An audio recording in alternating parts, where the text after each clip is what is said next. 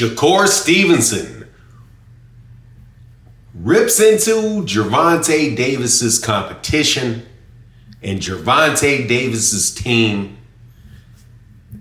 gives their opinion on a roadblock or a sign that Shakur Stevenson is trying to get out of the fight with him and Gervonta Davis. Let's talk about that in this video.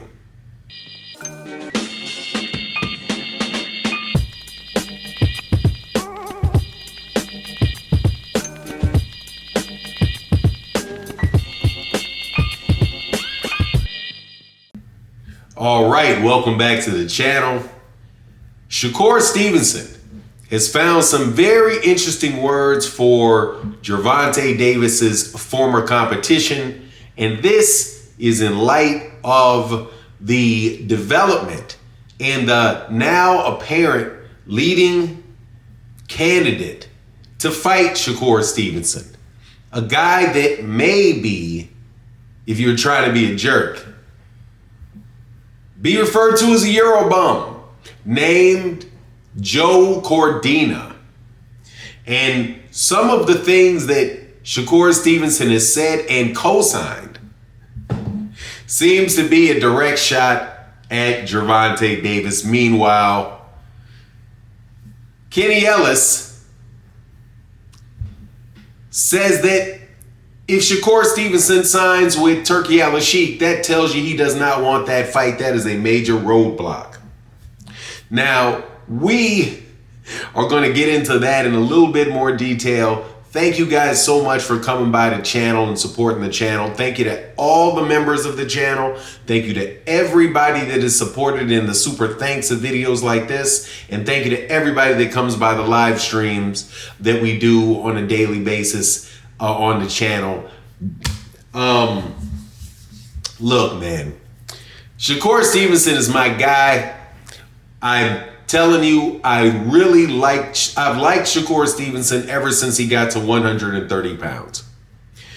When Shakur Stevenson was at 126 pounds, I was a little bit more hesitant because, you know, I didn't see exactly what Terrence Crawford saw in him and what Andre Ward saw in him, but I did once we got to 130 pounds. So as a fighter, spectacular fighter, one of the best fighters in the game. I've got him very high in my pound for pound list. I do think he's the number 2 lightweight in the world.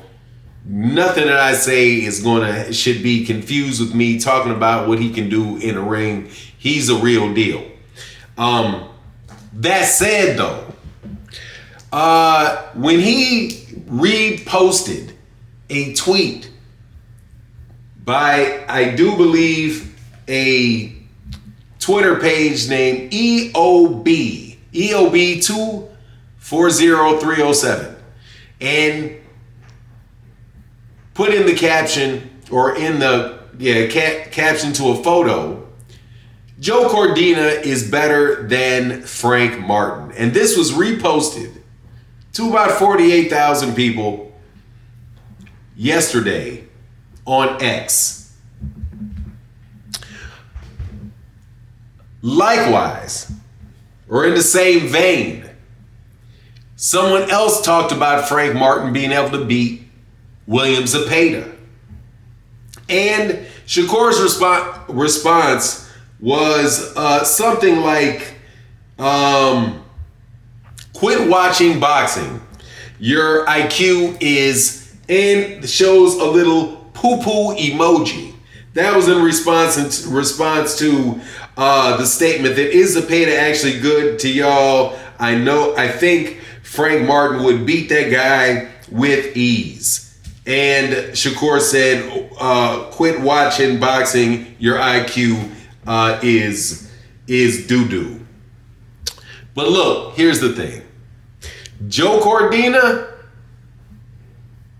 lost his last fight. I do believe he was knocked out in his last fight at 130 pounds. Joe Cordina really shouldn't be in the running for this fight. Now, I have to say that that's not Shakur Stevenson's fault that his selection pool was reduced from, at the very least, William Zepeda to Joe Cordina. But